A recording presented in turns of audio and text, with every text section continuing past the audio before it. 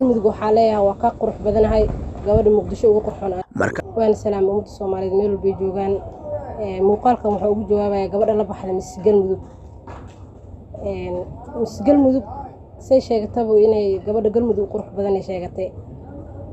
muqdisho noogu imaatay haddana muqdisho inay nagu qabsato ma ka yeeli doono waxaa leeyahay misgal mudug hadii lagu dhaani muqdisho la ilaa barasho wanaagsan hadda waxa iga xanaajiyo waxaas waaye inay dhahdo gabdhaha muqdisho godkooda biyo ugu soo galeen gabdhaha muqdisho godkooda biyo ugu soo galin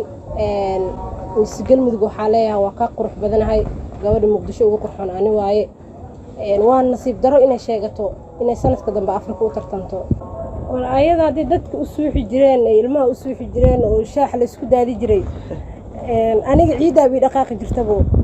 hortaad ciida dhaqaaqi jirtay ciida ii dhaqaaqi jirtay xayawaanaha isu xijireen galmudug waxa leeyahay laba gabdhood oo wada qurxan horta ma wada joogi karaan magaalo oo qurux wada sheeganayo dalkan laba madaxweyne ma yeelan karo hal qof baa labadeena quruxda qaadayo hadii ay la tartamayso ku soo dhaweynaa waxay tahay ujeedada ruushku aadayo inuu ku matalo gabdhaha Soomaaliyeed quruxda